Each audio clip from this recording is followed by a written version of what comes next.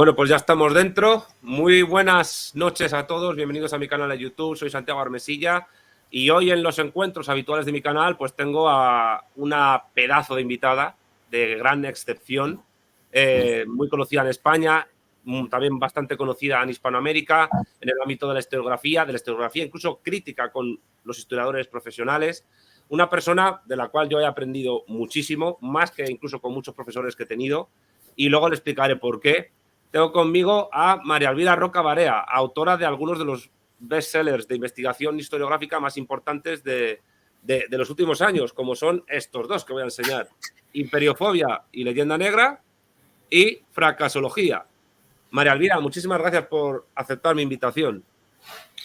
No hay nada que agradecer, Santiago, encantada de estar contigo, me alegro de verte bien y con buen aspecto, a pesar de que has estado y todavía colea un poco, que has estado pachucho, y gracias por invitarme a tu canal y por tenerle tanto aprecio a mi trabajo, realmente, ¿no? Hay algo que has dicho que me gustaría precisar con lo de los historiadores profesionales, y líbreme Dios de tener ninguna inquina a la historiografía profesional, los necesitamos y muchos son extraordinarios profesionales, ¿no?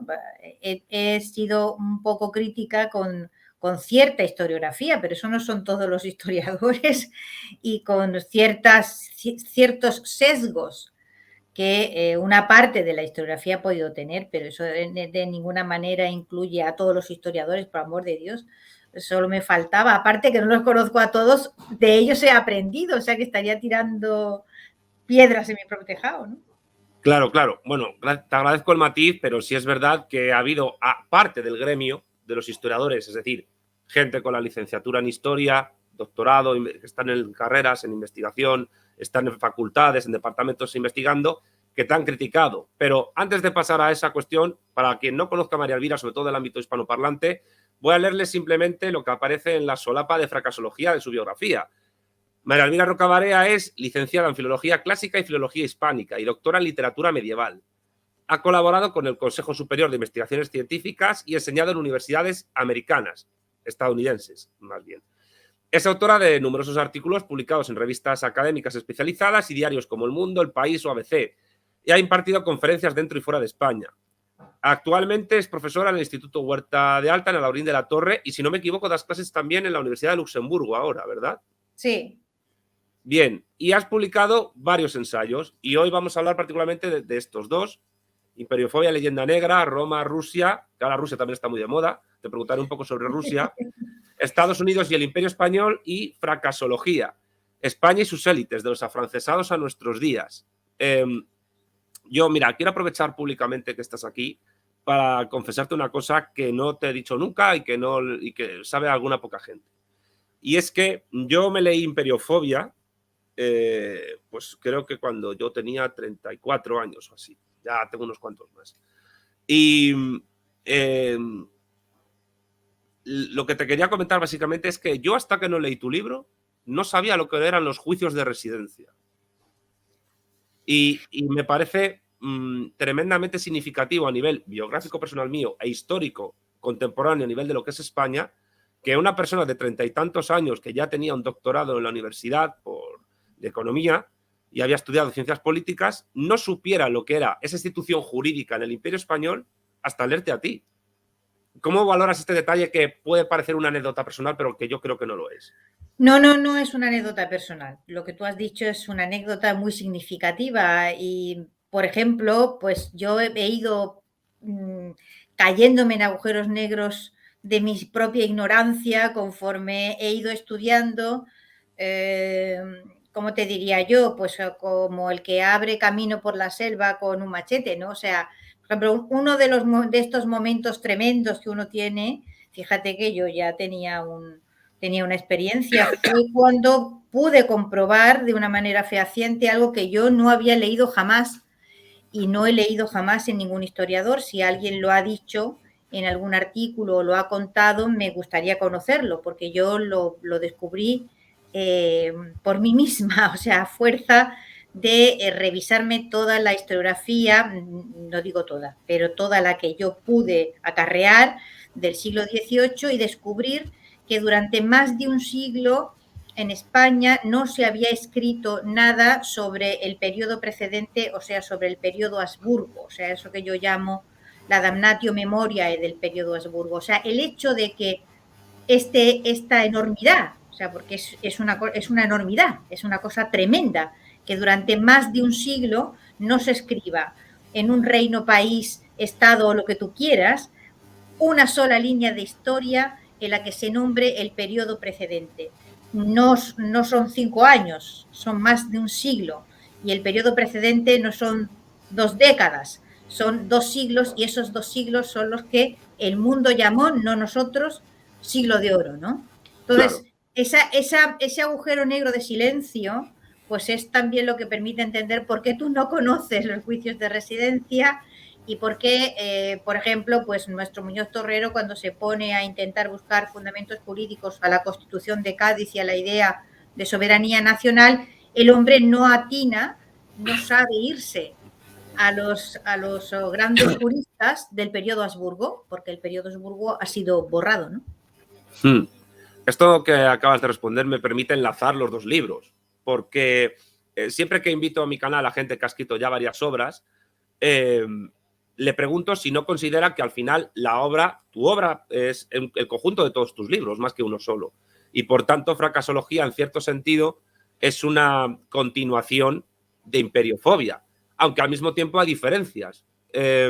Por cierto, para que no lo sepan, los juicios de residencia eran unas instituciones garantistas que permitían a los funcionarios del Imperio Español que estaban en América ser juzgados, incluso denunciados por los propios nativos que eran súbditos del monarca, que podían expulsarle. Por eso se llamaban de residencia. Esto la gente que no lo sepa. Y esas instituciones garantistas ya quisieran algunas democracias contemporáneas tenerlas, ¿no? Pero lo que te digo... Era un juicio obligatorio.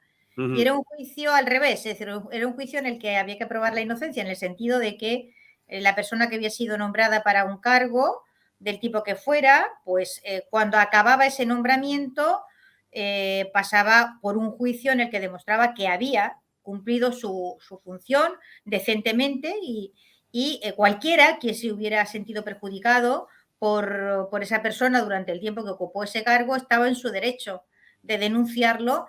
Y eran unos juicios muy temidos, ¿no? Muy temidos. Bueno, yo recomiendo, por supuesto, que la gente lea Imperiofobia y Leyenda Negra si no la ha leído. Pero en todo caso, tú dirías que ambos libros, has escrito muchísimas más obras, la gente incluso puede en Wikipedia buscar todos tus artículos académicos anteriores a la publicación de Imperiofobia, pero una cosa que yo te quería preguntar, ¿qué continuidades y discontinuidades hay entre Imperiofobia y Fracasología? A ver, Imperiofobia es un libro que nació del estudio de los imperios, no específicamente del estudio del Imperio Español, ¿eh? Es decir, yo empecé a estudiar los imperios y los sigo estudiando. Con interés, pues como consecuencia de que estudié clásicas y me paré en Roma, ¿no? Y me di cuenta de la enormidad, de la trascendencia gigantesca que tenía el Imperio Romano en Occidente. Es decir, o sea, quitas el Imperio Romano, no queda civilización occidental, ¿no? Y me di cuenta también de la propaganda antirromana que había habido en tiempo de Roma, pero luego después hasta qué punto esa especie de imperiofobia, vamos, la idea de que todos los imperios que en el mundo han sido son malos y criticables y monstruos ocupadores de territorio y poder, etcétera, etcétera, ¿no? Y entonces, bueno, empecé estudiando el Imperio Romano y después estudié otros imperios, o sea, como el Imperio Turco, el Mongol y otros imperios, y el estadounidense, etcétera. Y solo después enganché, o sea, mi interés primordial, aunque nadie se fija, un tercio de imperiofobia no trata de historia de España, trata de historia de otros imperios y intento un poco, por lo menos, contar la perplejidad, es decir, cómo es posible que la historiografía del mundo, la historiografía universal, no tenga ni siquiera un vocabulario mínimo específico para los imperios. Entonces llamamos imperio a cualquier cosa. O sea, cualquier cosa es un imperio. Imperio romano, imperio napoleónico. Una cosa que tiene 5 minutos de vida y otra cosa que le pone los fundamentos a una civilización. Usamos la misma palabra. O sea, por no tenemos ni un vocabulario. Imperio, imperialismo, colonialismo. O sea, es un totum revolutum. De repente te encuentras con que la gente habla de los territorios coloniales de España, de qué y de cuándo, ¿entiendes? O sea, en el periodo virreinal no existían las colonias, eso es una idea muy posterior. Entonces, en ese totum revolutum, sí, pues lo que trae como consecuencia es que los imperios son mal conocidos y peor estudiados, de donde resulta que una parte fundamental de la historia universal está completamente a oscuras, con lo cual vamos dando tropezones y sin saber cómo nos orientamos, ¿no? Entonces, imperiofobia nació de esa perplejidad. Fracasología, bueno, nace del hecho de que yo en un momento determinado me di cuenta de que eso que se llama leyenda negra, que no es más que la imperiofobia, en concreto en el caso de lo que fue el Imperio Español o monarquía hispánica, como la queramos llamar, había sido asumido internamente y que esa investigación requería de más espacio del que yo podía darle dentro de imperiofobia, ¿no? Que tenía un enfoque mucho más abierto y general, ¿no? Entonces, fracasología se centra en el caso muy concreto de lo que es el proceso por el cual se asume internamente lo que había sido el argumentario de la leyenda negra, o sea, el argumentario de lo que había sido la imperiofobia contra el imperio español, ¿no? Y todo el cúmulo de malentendidos, por llamarlo de una forma suave, extravagancias y ridiculeces, que a lo largo del siglo XIX se habían ido estableciendo dentro de lo que era lo que fue la construcción de las historias nacionales de distintos repúblicas y reinos en América y en Europa, y una vez fijadas ahí, esas claves ya de ahí no se habían movido, ¿no? Y entonces, a partir de ese momento, se había institucionalizado como algo que estaba fuera de duda, determinados tópicos que son simplemente, bueno, que se vienen abajo en cuanto uno aplica el sentido común. O sea, el raciocinio, ¿no? Simplemente si es que Dios o los dioses nos dieron alguna neurona capaz de funcionar, es evidente que España hoy no es la España del periodo imperial. Es evidente que cuando un López Obrador dice que España tiene que pedir perdón, tiene una idea mágica de la historia y nos considera inmortales o considera inmortales a las gentes que en un momento determinado construyeron ese imperio, lo cual es un completo disparate. Es decir, que si hay descendientes de los conquistadores estarán en América, pero no estarán en España. Eso es una extravagancia ridícula, ¿entiendes? Y sobre todo que 200 años después todas estas cosas sigan vivas y actuando. Entonces, ¿por qué?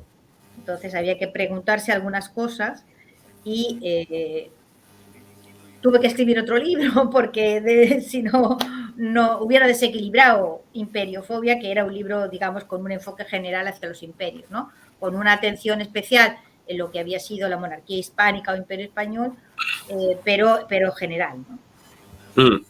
Que Fracasología, además, tuvo el premio Espasa 2019 de ensayo. Sí. Y es un ensayo historiográfico, evidentemente, que yo veo que continúas cosas que estás tratando en los 2 tercios siguientes de Imperiofobia, que es verdad que en un primer momento lo que tratas de definir es ese concepto, imperiofobia, que a mucha gente le puede chocar, porque la gente entiende xenofobia. Vale, pues es el miedo, la aversión al diferente por motivos más o menos étnico-raciales. Pero imperiofobia, ¿cómo la gente puede tener odio o aversión a un imperio o a una sociedad imperial? Tú hablas como que es un racismo hacia arriba. Es decir, o mejor dicho, de unas élites que han sido conquistadas por otras élites, a las cuales esas élites conquistadoras son consideradas por las primeras como inferiores, burdas, bárbaras, chabacanas, analfabetas, etc. Pones el ejemplo de las polis griegas con respecto a Roma como núcleo histórico donde todo esto empieza, pero luego empiezas a aplicar poquito a poco esa condición a otras sociedades políticas. Y explicas cómo a través de la propaganda y de la historiografía eso se va generalizando. En imperiofobia, por lo menos, pero en fracasología también. Entonces, la imperiofobia, ¿qué sería? ¿Un racismo hacia arriba? ¿Está bien utilizada esta conceptualización que te presento o quieres tú matizarla? Mira, yo creo que aparte de cómo se construye ese modelo, digamos, de el imperio siempre malo, o sea, imperio ergo malo, automáticamente, cada vez pienso que nos movemos dentro de modelos un poco como modelos arquetípicos, ¿sabes? Es decir, ese modelo David y Goliat, ¿no? Es casi un modelo arquetípico al estilo, bueno, de los cuentos tradicionales. Es decir, lo que es grande tiene que ser necesariamente feo, necesariamente avasallador, necesariamente brutal, ¿entiendes? Mientras que lo que es pequeño, bueno, ese es el mito de los micronacionalismos, ¿no? Toda pequeña nación resistente a la numancia, ¿no? Y siempre son especialmente valientes y amantes de sus tradiciones y sus peculiaridades y qué sé yo, ¿entiendes? O sea que ese modelo antiimperial es casi un modelo arquetípico David y Goliat. Y estamos preparados para aceptarlo, es decir, estamos preparados para rechazar que en un momento determinado hay un poder, entre otros, que es capaz de hacerse hegemónico. Y entonces no nos entretenemos en buscar cuáles son las condiciones de esa hegemonía y no nos entretenemos en intentar comprender cómo se establece esa hegemonía, sino que automáticamente suponemos que esa hegemonía se establece por la pura brutalidad, o sea, por la pura barbaridad y por la pura avasallamiento de todo lo demás, sin darnos cuenta de que cuando estudiamos lo que sucede en esos territorios en condiciones previas a esa hegemonía de un solo poder, pues a lo mejor resulta que no es muchísimo mejor. Quiero decir, en condiciones de vida que podamos medir como comer, ¿vale? Medios de comunicación, el agua, ¿qué pasa con el agua? ¿Hay buena agua potable? En fin, seguridad jurídica, cuestiones muy básicas, ¿no? Y cuando uno estudia los imperios, si los intenta estudiar sin prejuicios, te das cuenta de que tienen un modelo de desarrollo que es reiterativo. Es decir, vamos a intentar definir qué es un imperio, porque no podemos proceder a estudiar si continuamos llamando imperio a lo de los romanos y imperio a lo de Napoleón, porque son dos realidades históricas completamente incomparables. Es decir, uno no puede llamar imperio a cualquier clase de expansión. Esto es de cajón, es decir, expansiones, intentos de expansión hay constantemente cada siglo en todos los continentes. Lo que ocurre es que de vez en cuando una de esas expansiones a veces y normalmente, raramente, consigue estabilizarse. Y entonces esas condiciones de estabilidad, que son las condiciones de hegemonía, no las estudiamos. Simple y llanamente presuponemos el Goliat, o sea, a lo bestia, y no entendemos que cuando unas condiciones de poder se estabilizan es porque en general aquellos que viven dentro de esas condiciones de poder político están mejor que estaban antes, en líneas generales.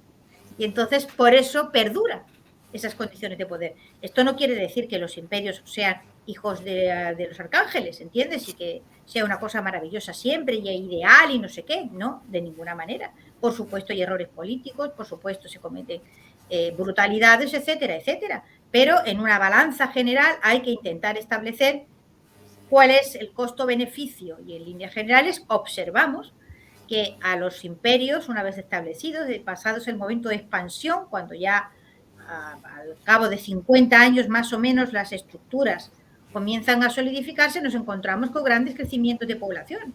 A mí esto me parece definitivo, es decir, el crecimiento demográfico denota varias cosas. El crecimiento demográfico denota, en líneas generales, que la gente come más, que come mejor, que hay prosperidad, que hay estabilidad, etcétera, etcétera, etcétera. Entonces, esto es algo a lo que se cierran los ojos automáticamente. Es decir, una vez estabilizado el Imperio Romano provocó un crecimiento demográfico extraordinario. Una vez estabilizado el Imperio Mongol, que todos tenemos en la cabeza una horda espantosa y terrible, es cierto, la expansión fue bastante bruta, pero una vez estabilizado lo que se llama la Pax Mongolorum, eso fue un periodo grande de crecimiento. Se lo encuentra Marco Polo, que es el que se encuentra con el nieto de Gengis Khan, con Kublai Khan, y nos lo cuenta. Y realmente el mundo que Marco Polo nos cuenta es un mundo muy próspero, muy sofisticado, en el que hay unas ciudades estupendas y, en fin, gran cultura, etcétera, etcétera. Y el Imperio Español ahí nos hemos quedado en el, es que hubo, claro, sí. A ver, hubo una conquista. Eso no lo podemos negar, nadie lo va a negar, ¿en qué cabeza cabe? Hubo una conquista, claro que hubo una conquista, y las conquistas, aunque sea de perogrullo, no se hacen repartiendo caramelos, ¿vale? Una conquista es una conquista. Ahora bien, ¿qué es lo que pasa 50 años después de la conquista? Es decir, el crecimiento demográfico que se produce en América está absolutamente, voy a decir una palabra espantosa, pero opacado, o sea, es absolutamente invisible. Es decir, en América, a partir de los primeros censos, observamos una población que crece constantemente y, sin embargo, eso no existe.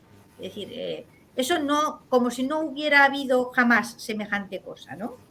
Ahora acaba de publicarse en Nature, el último que te digo, un estudio sobre, es un estudio arqueológico, es decir, de huesos, y resulta que, bueno, que la mayor parte de la población del Caribe había sido masacrada antes de la llegada de los españoles, y que la población previa pues era muy escasa realmente, y que las cifras que aparecen de población parecen completos disparates. Es decir, estamos hablando de unos pocos miles y casi nada más. Es decir, precisamente son unos niveles de ignorancia abisales, Santiago.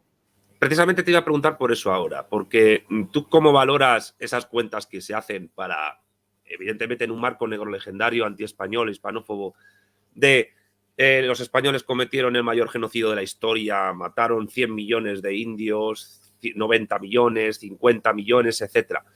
La población que había en la América precolombina antes de la llegada de España, de los españoles, no era ni de coña esos millones que se dicen, según lo que tú estás presentando también. Claro, lo que ocurre es que, bueno, esto necesitamos que haya más estudios de campo, es decir, más estudios sobre hueso, en el sentido literal del término, que nos permita más o menos saber.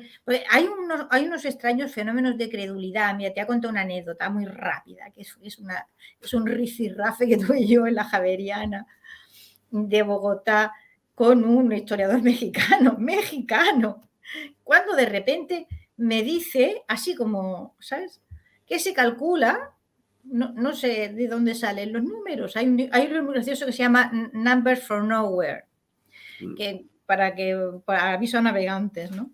Números de ninguna parte, efectivamente son cifras que empiezan a aparecer y la gente las utiliza, nadie se toma la molestia de saber cuánto. Entonces este señor de repente va y dice que probablemente los aztecas sacrificaban 1 millón de personas al año.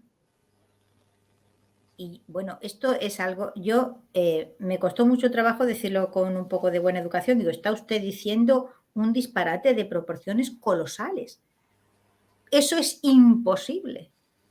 No. Hay estudios, no hay estudio posible. O sea, la gestión de 1 millón de cadáveres, ¿me entiende? Ni siquiera con las cámaras de gas ha sido posible. ¿De acuerdo? ¿Estamos? O sea, usted tiene que matar a la gente de uno en uno. Y después se encuentra con un muerto. Y después se encuentra con Dios. Y cuando se le amontonan 20 muertos, ¿dónde los pone? ¿Y cómo los traslada? ¿Qué los deja? ¿A todos en el mismo sitio? ¿Todos amontonados allí? Pudriéndose. Si usted sabe lo que es la gestión de 1 millón de personas vivas, imagínese la gestión de 1 millón de personas muertas, 1 millón de cuerpos inertes. ¿Qué está usted diciendo? ¿Cuánta gente matando al mismo tiempo? Es decir, plantéeselo desde un punto de vista práctico. Imagínese que aquí donde estamos matamos a 10 o a 20. ¿Y ahora qué hacemos con los cuerpos? ¿Esto cómo se gestiona? Es decir, y luego, claro está, usted tiene que tener un rebosadero demográfico absolutamente colosal para poder quitar de en medio a 1 millón de personas al año. O sea, es que es imposible. Es simplemente aplicando la lógica. Bueno, pues esto te lo dice un señor que tiene ¿sabes?, un doctorado y que aparentemente está en su sano juicio y que te dice esto tan tranquilo. Y uno, claro, a partir de ahí te empiezan a entrar un poco de temor de las condiciones de uso de las neuronas del personal. O sea, ¿vale? Tú imagínate 1 millón de cabras. Es que es una cosa disparatada, ¿entiendes? De cabra. O sea, imagínatelo. Y las matas todas, ¿cómo? ¿Cuánta gente necesitas para matar de uno en uno? Porque es que Tenían que matar de uno en uno. En aquella época no había procedimiento para matar industrialmente. Es una cosa disparatada. O sea, imagínate lo que tuvieron que lidiar los nazis con procedimientos industriales para gestionar la matanza en condiciones previas a la revolución industrial. Esto es imposible. Y luego, claro está, que las posibilidades de reposición demográfica, que te has acabado la población en cuántos años. O sea, es que simplemente no puede ser. O sea, yo no sé cuánta gente mataban los aztecas en sus rituales, no sé cuánta era, pero es imposible que fuese esa cantidad. Bueno, pues eso te lo dice tan tranquilo. Entonces dice, a partir de ahí, pues, o sea, es que antes de nada hay que aplicar la lógica y el sentido común, Santiago, si no, es que es una cosa completamente disparatada, ¿entiendes? Disparatada. Claro. Ese cálculo que hace con tantísima gracia Philip Wayne Powell, ¿no? El de las cifras que da Fray Bartolomé de las Casas, para que eso sea posible, resulta que cada español que llegó a América, que es una cantidad que se conoce bastante bien, porque las flotas de Indias, en fin, estaban más o menos bien organizadas, ¿no? Puede que haya habido ahí un 10%, un 15%, ¿no? Que no los tengamos censados, pero en general, bueno, pues resulta que desde el descubrimiento de América hasta las independencias de las repúblicas, cada español que viajó a América tuvo que matar 14 personas diarias. Claro, esto es una cosa, ¿entiendes? Completamente delirante total, ¿entiendes? O sea, entonces, cuando entramos en esos terrenos del delirio, pues es que es muy difícil enfrentar. Mira, una de las ventajas que tiene la irracionalidad es que difícilmente se viene abajo cuando tú la enfrentas a la racionalidad. Esto es una cosa tremenda, ¿entiendes? O sea, por mucho que tú digas todo lo que se hace, es más, la irracionalidad exige un acto de fe tan enorme que una vez que se ha asumido, es casi imposible que quien haya dado un paso al frente lo dé para atrás, ¿entiendes? Hombre, les produce satisfacción mantenerse en esa perspectiva. Si tú se la desbancas, les sacudes el mundo en el que ellos se mueven, incluso su propia identidad personal. Yo creo que también por eso reaccionan de esa manera. Es posible que sea así, es posible que se sientan atacados en su identidad personal. Y yo tengo para mí, pero eso ya es una cosa, ¿sabes? Vital, ¿no? Yo tengo para mí que hay una cantidad, o sea, que el nacer con predisposición al acto de fe, o sea, ¿sabes? Yo le llamo el hombre de fe, ¿no? Es alguien que nace con esa condición. Es decir, que está predispuesto a la creencia. Y entonces esa creencia la deposita en un sitio o en otro, ¿sabes? La deposita en un Dios, la deposita en una ideología, la deposita, es como un capital con que viene, entonces va con ese capital y lo invierte en cualquier sitio. Y claro, eso, ¿cómo te diría yo? Ese tipo de persona, desbancarlo de ahí es muy difícil, porque construyen sobre la base de la creencia toda su estructura vital, ¿entiendes? Claro. Es decir, está claro que no están dispuestos a vivir en la incertidumbre, que es en lo que vivimos la gente que más o menos queremos usar la cabeza. Entonces, lo primero que te ocurre es que te entra la duda de todo, ¿vale? Te arrasa la duda por todas partes, empiezas a dudar de todo. Claro, es muy incómodo, vitalmente es muy incómodo, te obliga a un autocuestionamiento continuo, estás siempre en una especie de incomodidad vital enorme y quedarte a vivir ahí, en esa casa, pues es fastidioso.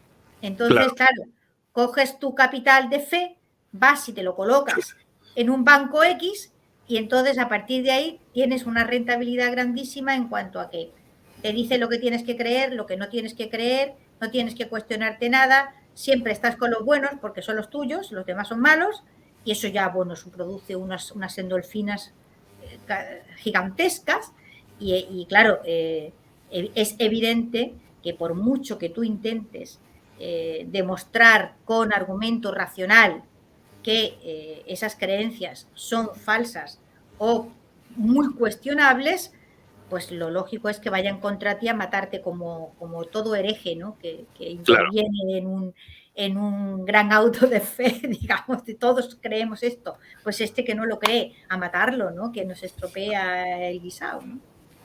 Pues tú has estropeado el guisado un poco con tu obras y el éxito que han tenido lo evidencia. Resumiendo algunas cosas que planteas, hablas de legislación, avances tecnológico-científicos, estructura económica del imperio, comercio.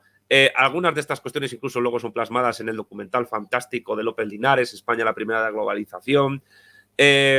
Incluso yo, que provengo de la escuela de Bueno, en gran medida, pues tus libros permiten explicar el concepto que Bueno maneja de imperio generador frente al concepto de imperio depredador o idea de imperio depredador, que asigna, por ejemplo, sí al colonialismo realmente existente, que es el que se empieza a gestar con los Países Bajos, el imperio neerlandés y luego los ingleses a partir del siglo XVIII. No quiero dejar de mencionar que en tus dos obras hay historia comparada. Y no solo historia comparada con respecto a lo que son otros imperios, sino en signo distinto. En Imperiofobia, a mi juicio, hay historia comparada para entender lo que es la imperiofobia, es decir, esa aversión hacia una sociedad dominante sobre otras, comparando lo que es España pues, con el Imperio Romano, con la Rusia de los zares, aunque yo siempre he echado de menos que te dejaras la Unión Soviética, que en cierta manera continúa lo que es el Imperio ruso y también tiene su leyenda negra, por cierto.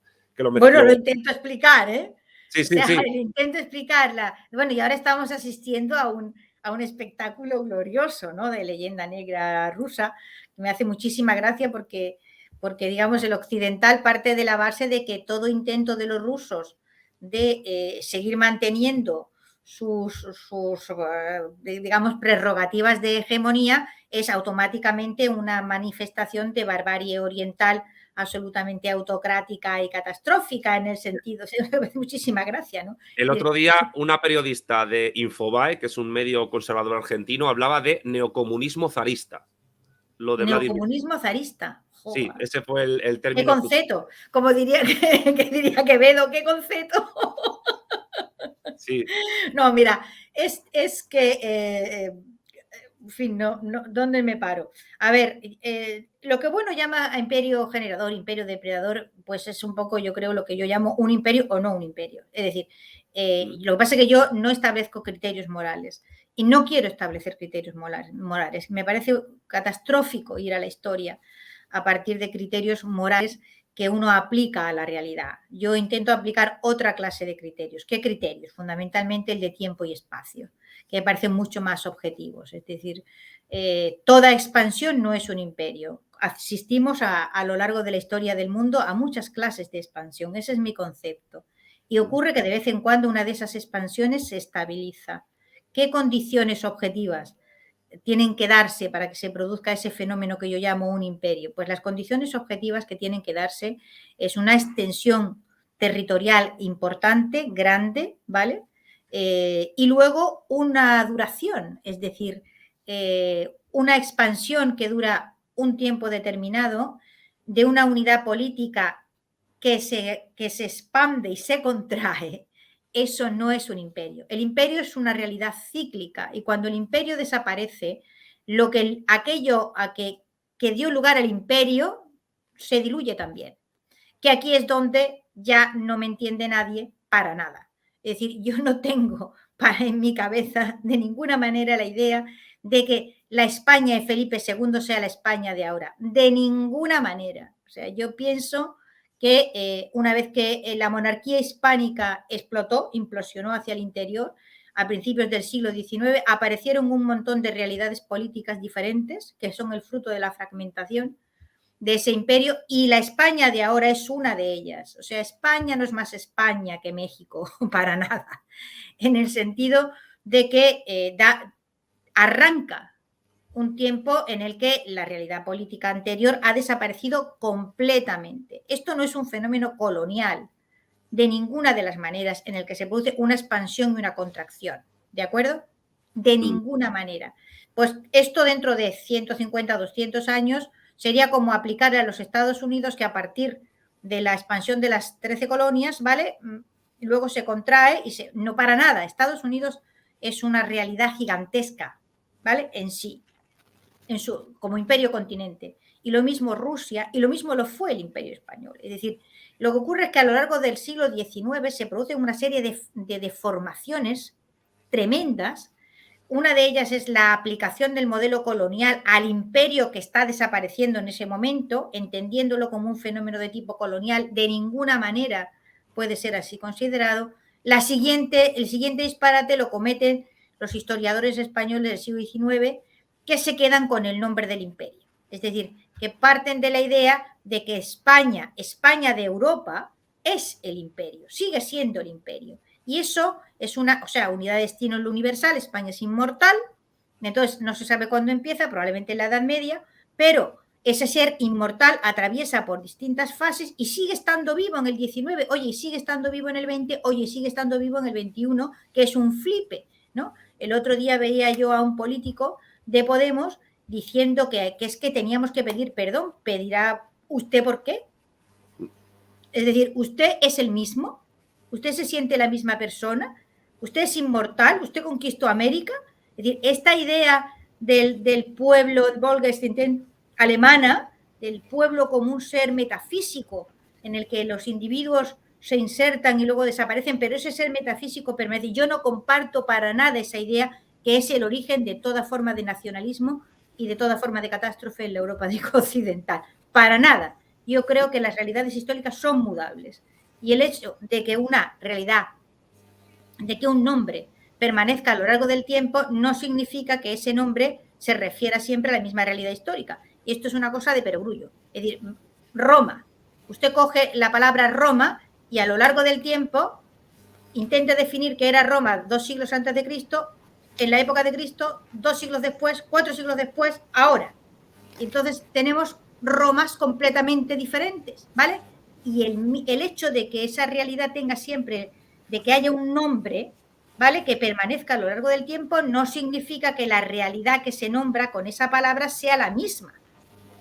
¿De acuerdo? Entonces, la catástrofe nuestra particular es la asunción de la historiografía del siglo XIX de que nosotros somos los mismos. O sea, que cuando hablamos del Imperio Español estamos hablando de la misma España, que es como si fuera la España de ahora. Pero ¿qué está usted diciendo?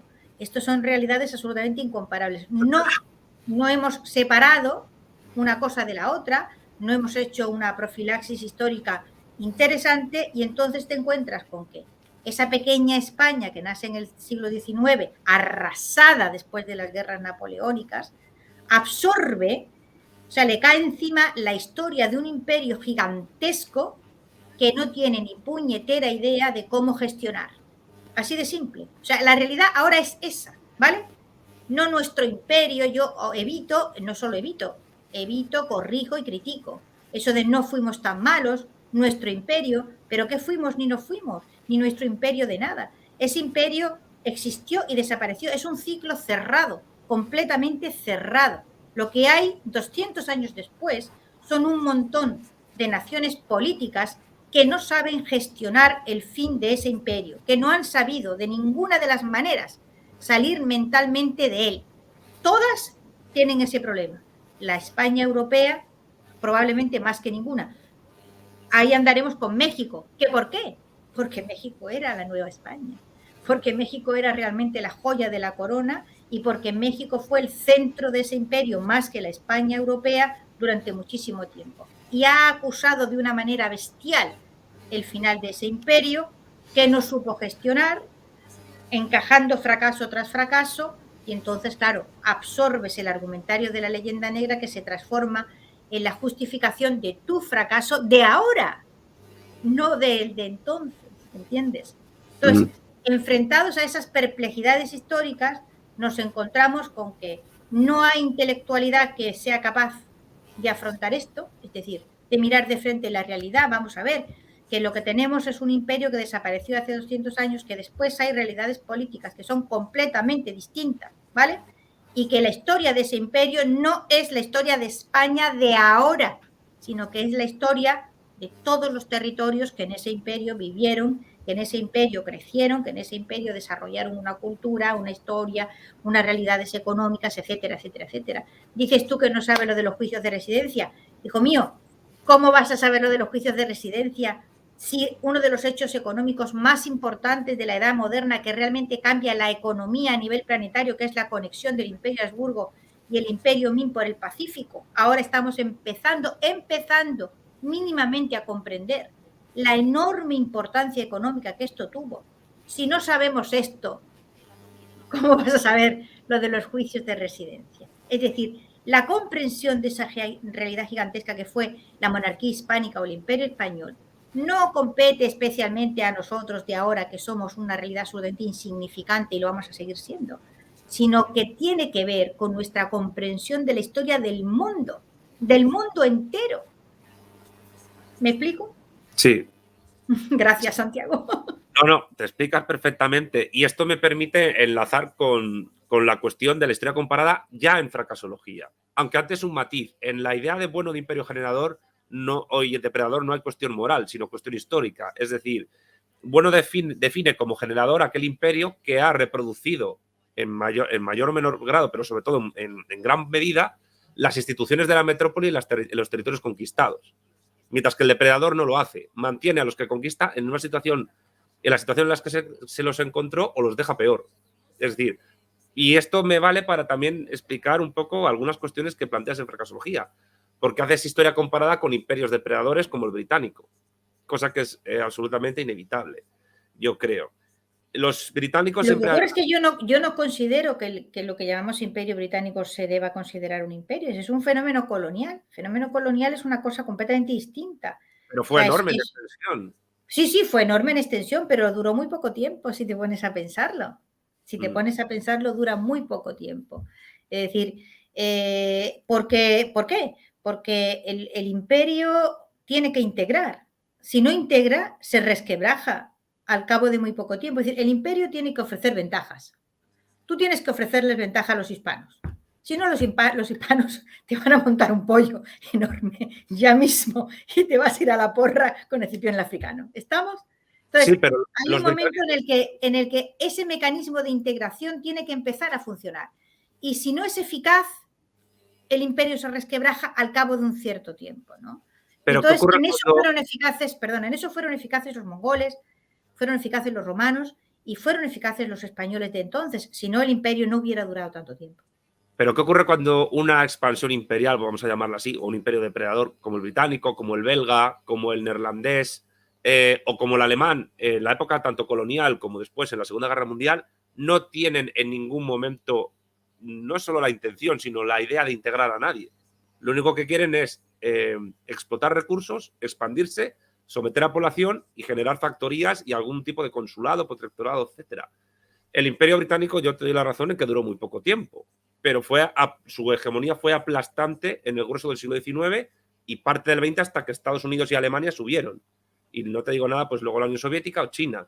Pero nadie podía competir con el Imperio Británico, que había tenido revoluciones industriales tremendas, en el siglo XIX. En ese momento no, pero luego además, se demostró que la maquinaria de poder, que esa maquinaria de poder era tremendamente frágil, se vino abajo muy rápidamente, es decir, en un momento determinado, ¿cómo te diría yo? Se fabrica una maquinaria de hegemonía y esa maquinaria atonta, vamos a decirlo así de claro, a tus competidores que no saben cómo funciona y no se pueden enfrentar a ella. Es decir, en el claro, siglo XIX eso es lo que le sucedió al Imperio Español y lo que le sucedió a China.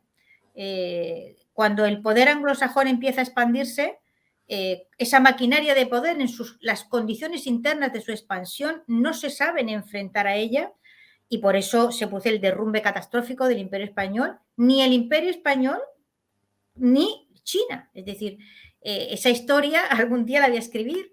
Voy a escribir por lo menos un librito sobre esto, sobre el modo en el que el Imperio Español y el poder chino se vienen abajo en paralelo.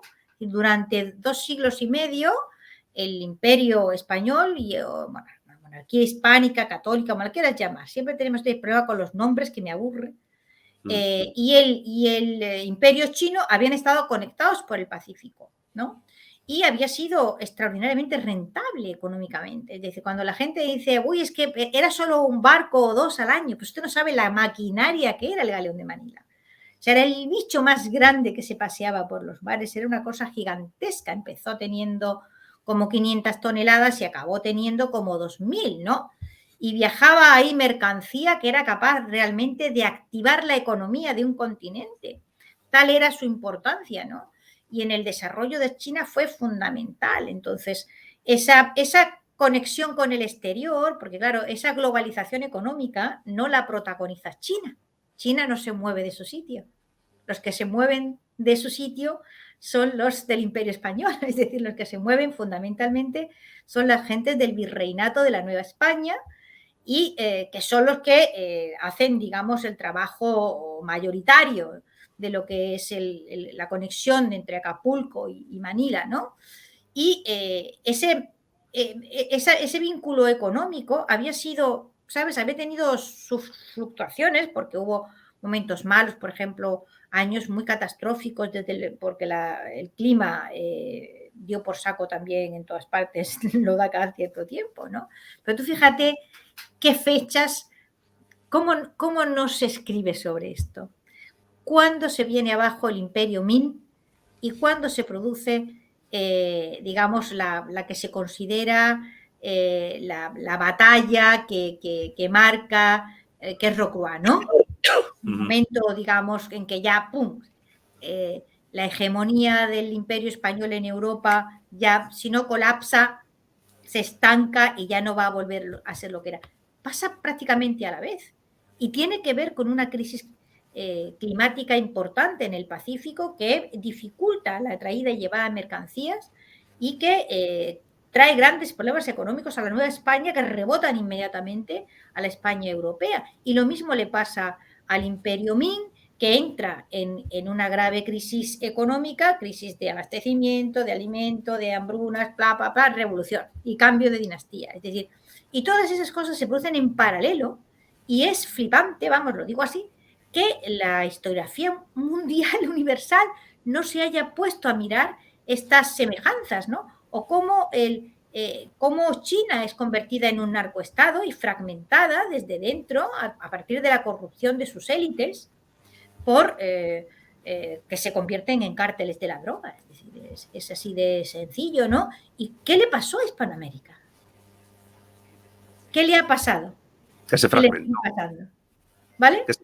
Sí, que se fragmentó y los países que fragmentaron del Imperio Español se convirtieron básicamente en exportadores de materias primas y poco más. ¿Qué se compró en Hispanoamérica? Pues se compraron unas élites, ¿entiendes?, que estuvieron dispuestas a entregar la independencia real de sus repúblicas a cambio de poder, de su propio poder. Y ahí es donde tú introduces en el libro el concepto de Marcelo Gullo de subordinación cultural. Que sí, porque este me parece un concepto muy fértil, es decir, de subordinación cultural y de subordinación económica y de subordinación de todo tipo. Es decir, o sea, ¿cómo te explicas? ¿Cómo te explicas que 200 años después de ser naciones independientes, que me hace mucha gracia porque se sigue utilizando eso de las jóvenes repúblicas, pero ¿qué jóvenes? ¿De qué? ¿Entiendes? Son más viejas que Alemania, ¿no? Son más viejas que Alemania, ¿no? A nadie se nos ocurre decirle a Alemania joven república alemana, ¿entiendes? Una cosa bastante ridícula. Entonces, claro, son esas élites totalmente ineficaces en la gestión de sus países las que han hecho realmente de la leyenda negra un alimento nutritivo del que no pueden prescindir, pero que no pueden de ninguna manera prescindir, ¿me entiendes? O sea, me contaba un amigo mío que estaba en México, tú sabes que López Obrador tiene la costumbre, como o sea, es una cosa, digamos, del caudillismo hispanoamericano, nos da unos discursos que duran horas por la tele, ¿no? Y entonces estaba afeitándose en el hotel y entonces tenía puesta la televisión y andaba allí López Obrador y estaba justificando un caso de corrupción que había aparecido en su partido y si el alcalde de turno, bueno, se llama alcalde allí, presidente municipal, pues iba a dimitir o no y tal. Y entonces el hombre tan tranquilo dice, a ver, sí, que hay corrupción, claro, pero es que aquí estuvieron los españoles. Entonces, claro, todavía no hemos podido arreglar eso. Oye, y se queda tan fresco. Claro, esto es una cosa, acostumbrados a ese argumentario nutritivo, ¿entiendes? Nutritivo, demagógico y catastrófico, porque es catastrófico. Como tú comprenderás, es muy difícil que esas élites ineficaces, cortoplacistas, dispuestas a venderse al mejor postor mientras los mantengan allí.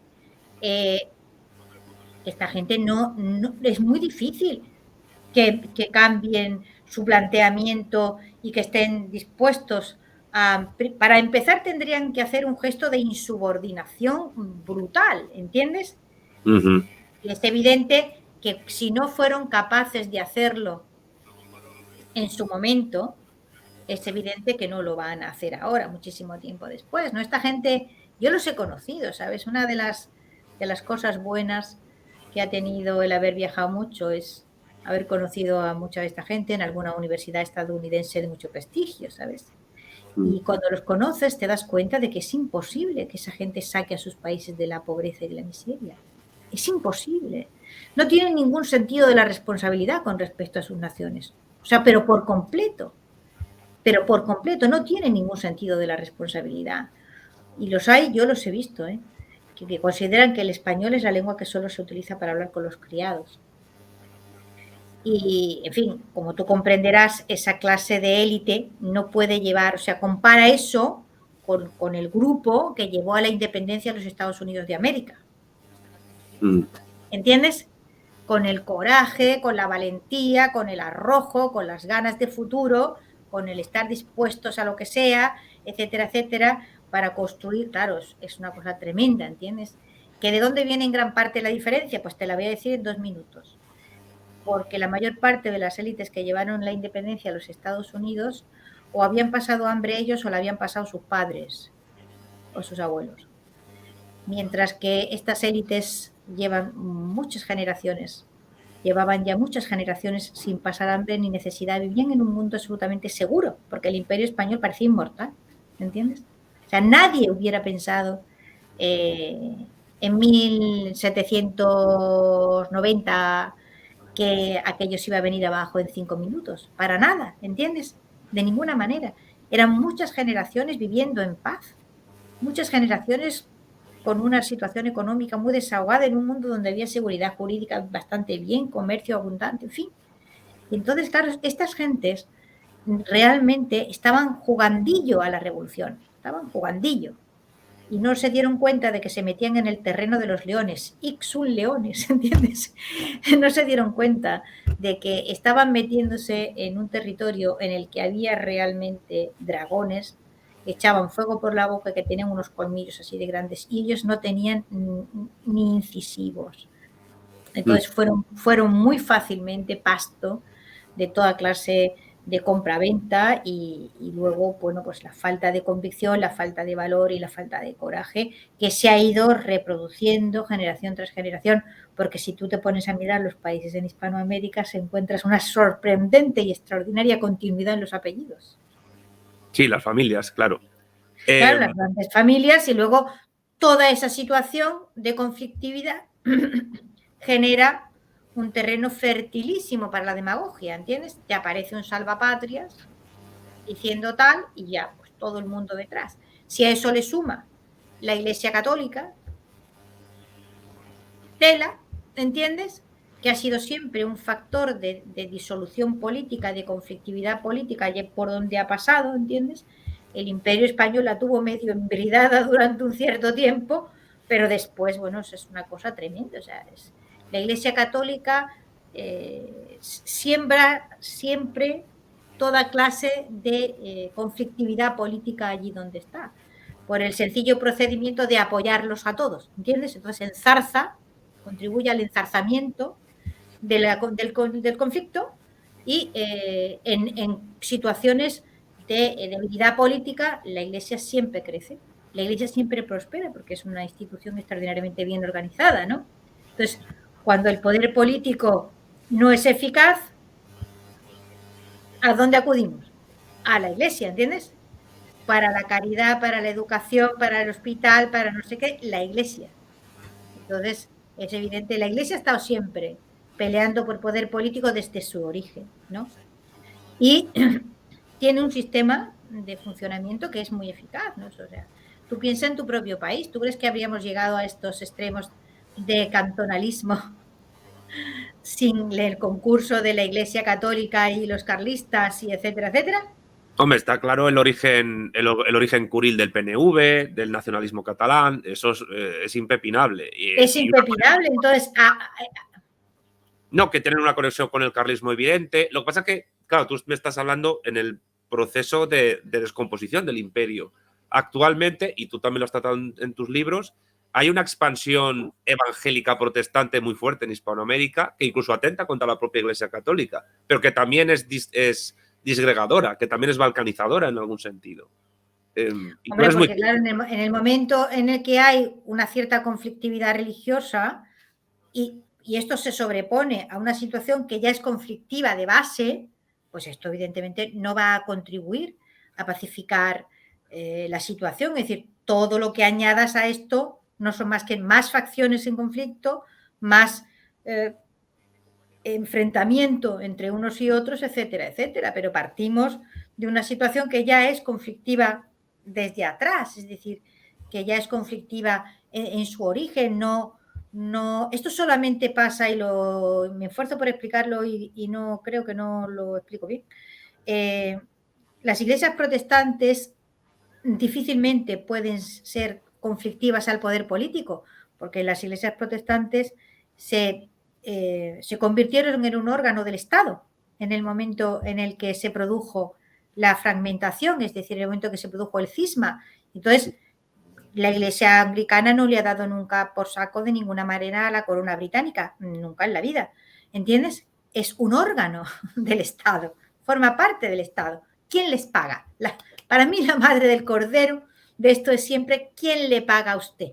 Y entonces está claro que al sacerdote, al cura protestante, obispo protestante, le paga el Estado. Claro, las casas en las que vive son del Estado. Entonces, no es para nada lo mismo que la Iglesia Católica, que tiene sus propiedades y que tiene su capacidad de gestión económica y que goza de unas prerrogativas, digamos, que le da el hecho de tener una antigüedad tremenda, enorme, y el haber gestionado esto a lo largo del tiempo sin mayores sobresaltos, ¿no? Y el hecho de que en un momento determinado tú coges a tu personal que está aquí en situación conflictiva y lo mandas a otro país sin problema. Ahora, si tú eres un súbdito de la corona británica y eres un pastor tal y das por saco, ¿a dónde vas? A la cárcel. A ningún lado, ¿entiendes? No vas a ninguna parte. Te echan de la iglesia y dejas de cobrar. Se acaba el pastel, ¿entiendes? Entonces, a partir de ese momento, claro, la iglesia sigue teniendo mecanismos y recursos que permiten muy bien que atraviese por cualquier clase de situación política conflictiva, generando beneficio para sí misma, ¿entiendes? Es una cosa de cajón, vamos, es una cosa de cajón. Frente a esto, ¿cómo se actúa? Pues en líneas generales es fatal. O sea, el anticlericalismo histérico que, ¿sabes? Que le entra a la gente, va y quema un convento y entonces, claro, provoca una reacción al revés que termina siendo beneficiosa, o sea, que nos vamos para atrás en vez de no para adelante, en vez de tener, pues lo que se... O sea, y todo esto, ¿por qué lo digo? Porque los franceses nos han faltado verdaderos y buenos afrancesados. Los franceses han conseguido a lo largo del tiempo convertir esta situación en una ventaja. Y no hay que estudiar ni siquiera mucho, simplemente hay que ver cómo ha sido la política religiosa que se ha seguido en Francia de los tiempos de Luis XIV, y entonces uno descubre que hay que hacer 3 o 4 cosillas, tampoco son tantas, ¿vale? 3 o 4 cosillas y nada más. Y entonces te das cuenta de que el afrancesamiento hispano ha sido una gigantesca falsificación, porque en líneas generales no han aprendido nada de Francia. Las cosas que había que aprender de Francia están por aprender. Bueno, casi que precisamente de eso va fracasología en el fondo. Y esto me permite plantearte las 3 preguntas últimas de nuestro encuentro, Les he pedido a la gente de Patreon que te deje algunas muy concretas para que puedas contestar al final, por referencia con ellos. Y la siguiente que te quiero hacer es precisamente sobre esta cuestión del afrancesamiento.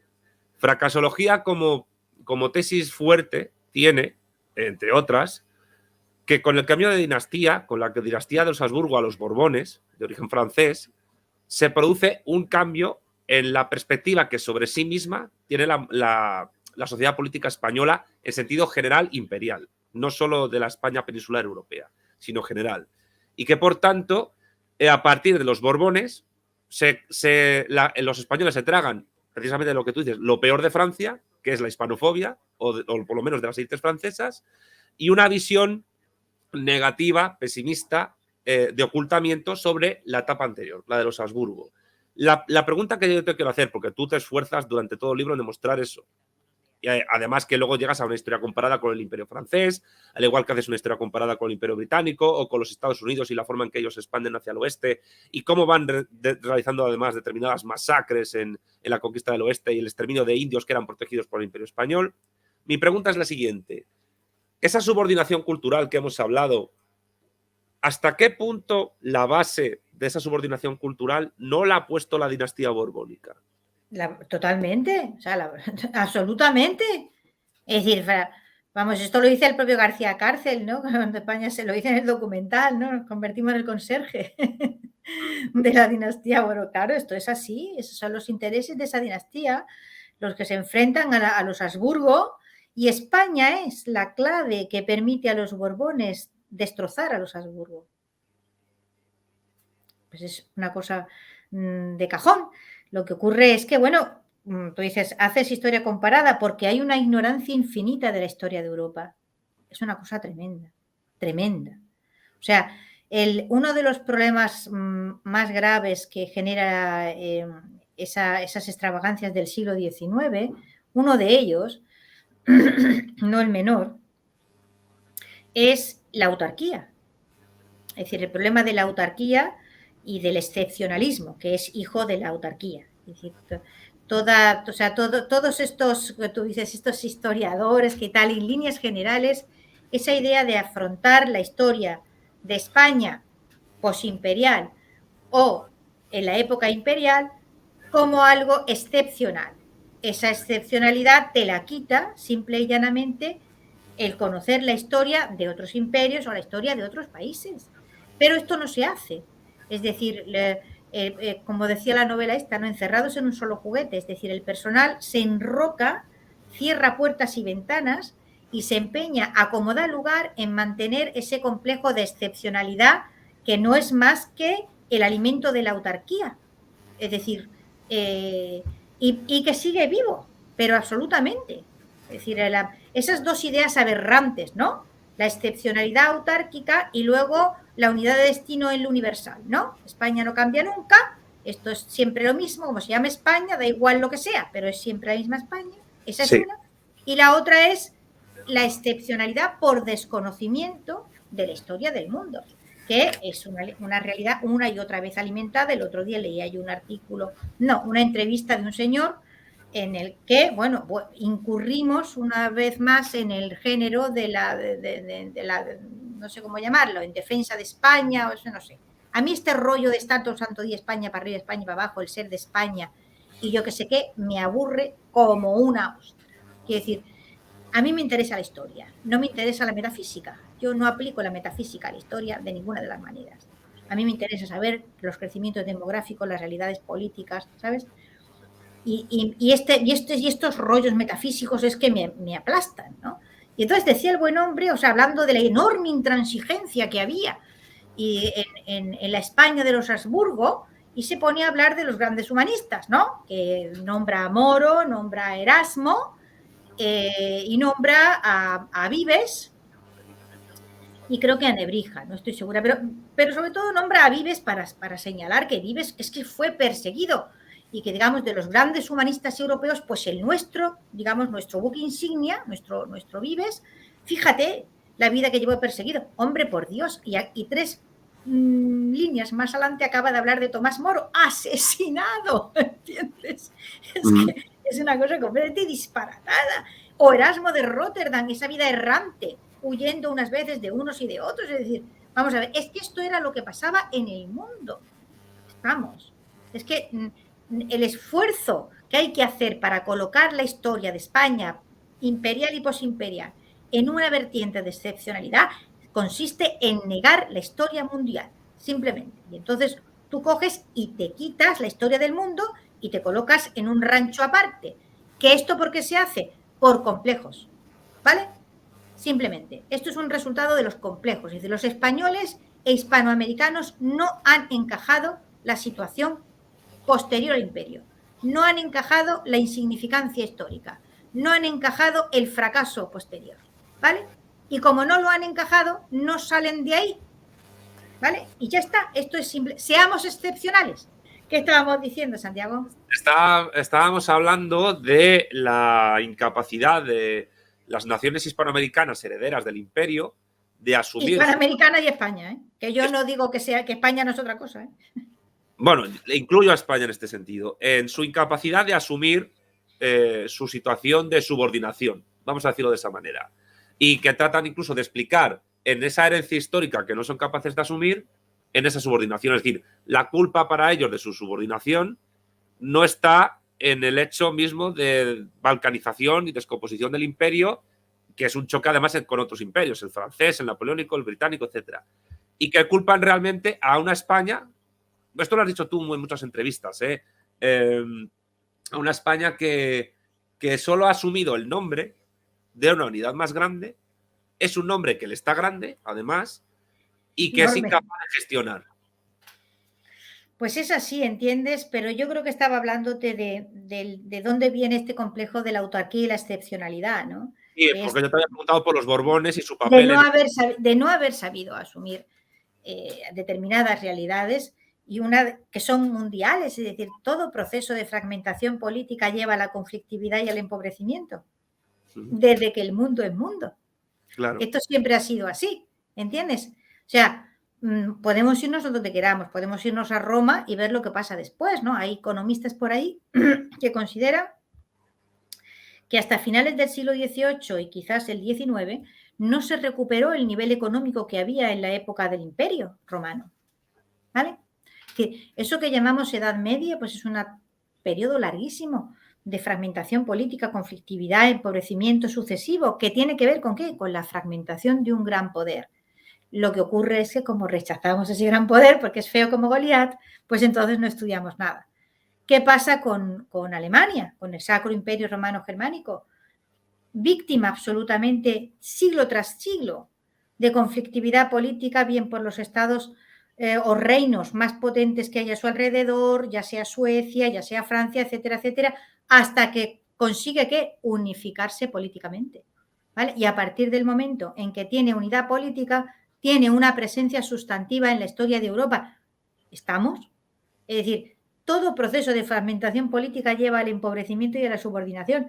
Eso es una ley de la historia aquí y en el centro de África. Por lo tanto, no hay nada de qué sorprenderse en ese sentido, ¿no? Entonces, en el caso de España nuestra, posimperial siglo XX-XXI, es el no haber encajado de ninguna de las maneras la insignificancia histórica, el no haber encajado el hecho de que esta España no es aquella, el empeño en seguir manteniéndose en una especie de, ¿cómo te diría yo?, primera división de la historia mental, cuando ya no hay nada que hacer ni a nadie le importa un pimiento lo que pasa en este país porque no significa nada en Europa ahora, ¿vale? Entonces, ¿cómo sostenemos el orgullo? Pues a base de excepcionalidad y autarquía y una y otra vez vamos a lo mismo, una y otra vez.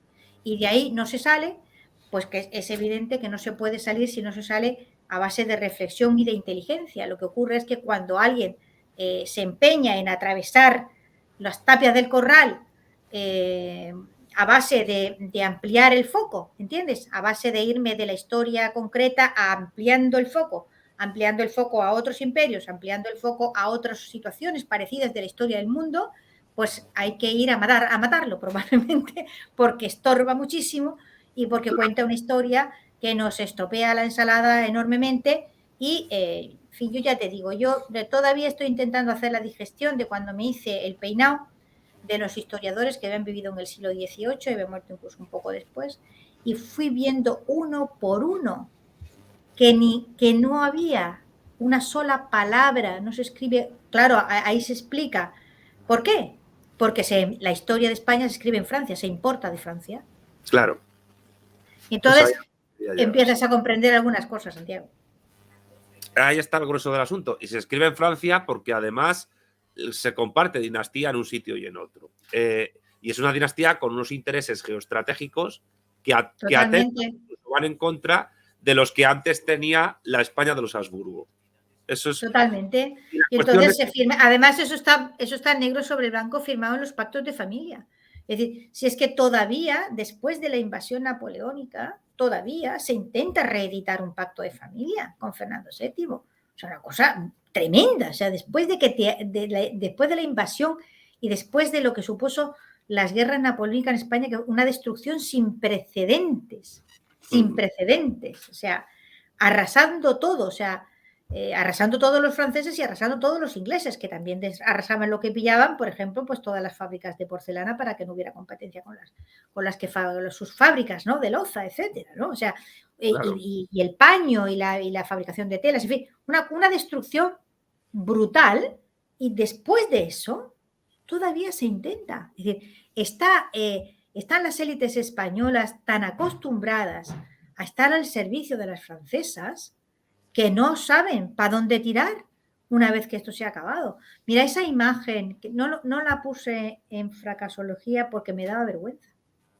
Esa imagen de la grandeza de España, 40 y tantas familias de la grandeza de España, hubo alguna que no, los Medinaceles se exiliaron a Melilla y alguna, pero bueno.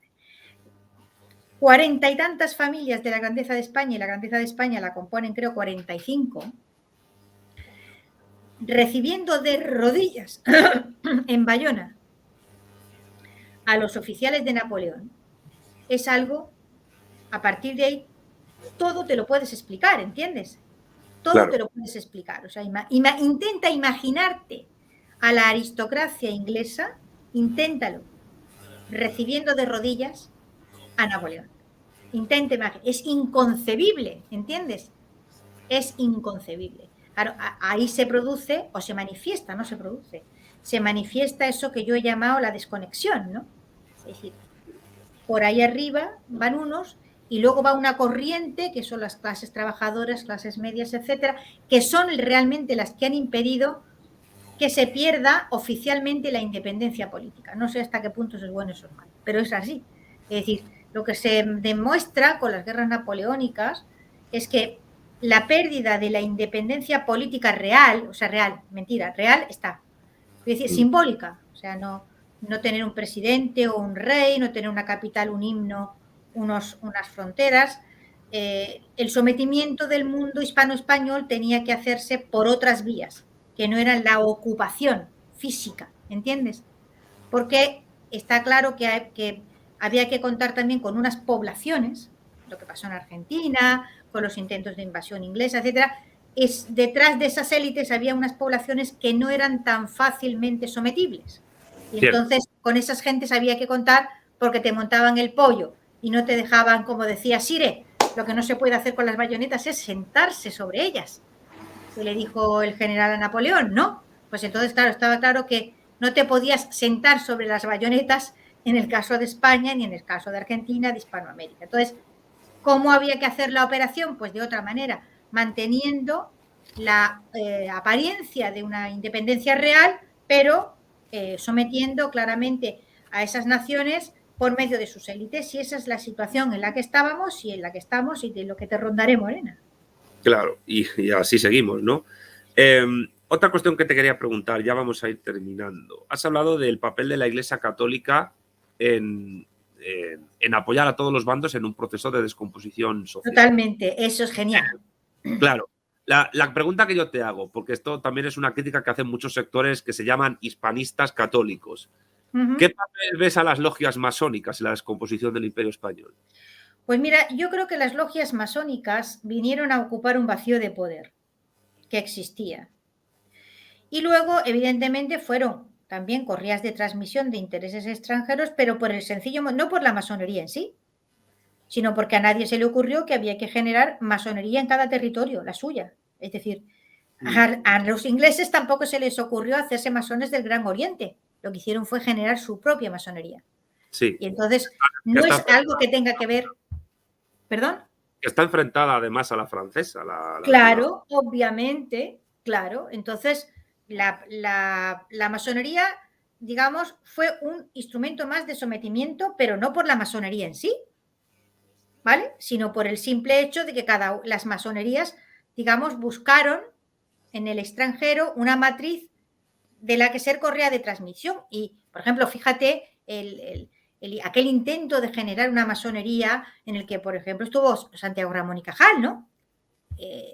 La masonería ibérica, masonería lusitana, o sea, un intento de generar una masonería desde dentro que ocupase el espacio que esas masonerías extranjeras estaban ocupando, pero no es la masonería en sí la que ofrece esa dificultad. Luego yo también creo que hay una gran mitología. Mira, a mí me hace muchísima gracia las descripciones que hace Galdós de las logias masónicas de Madrid, que te dan una risa enorme, porque realmente son más bien unos cenáculos un poco patéticos y como de gente un poco, ¿sabes? Del género fúnebre cómico, dice Galdós en una de sus novelas, que te tiras de la risa de la descripción de aquellas especies de ceremonias y detrás o sea, yo creo que la masonería, la influencia de la masonería ha sido muy magnificada por parte probablemente de la Iglesia, ¿no? Porque, claro, en cualquier caso, la masonería, pues es, digamos que competimos por el mismo nicho de mercado, ¿no? ¿Me explico? Es decir, ¿quién es el que va a gestionar la moral y, por lo tanto, va a gestionar grandes cuotas de poder y de capacidad de generar opinión pública? Entonces, creo que su influencia ha sido bastante magnificada, ¿eh?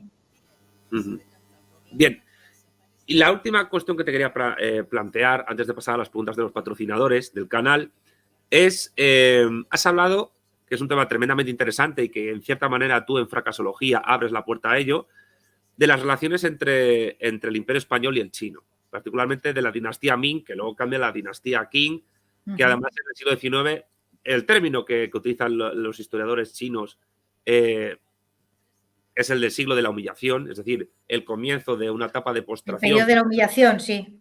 Que empieza con las guerras del Los tratados desiguales. La rebelión de Taiping, después la rebelión de los Boxers, y que luego realmente culmina, se cierra con la proclamación de la República Popular China en 1949, después de la revolución pues de Xinhai, Sun Yat-sen, pero luego después el Mao Zedong, el Partido Comunista Chino, la larga marcha, la expulsión de los japoneses, la victoria sobre el Kuomintang, etc. Hay una parte en tu libro que me parece tremendamente interesante, es la que haces una crítica, a mí me parece muy buena, a la ética protestante y el espíritu del capitalismo de Max Weber. Y donde hay un párrafo que yo hace tiempo lo puse en Twitter y a mucha gente le chocó. Le chocó, incluso gente que te admira, pero evidentemente, pues yo que sé, son conservadores, católicos o lo que fuese.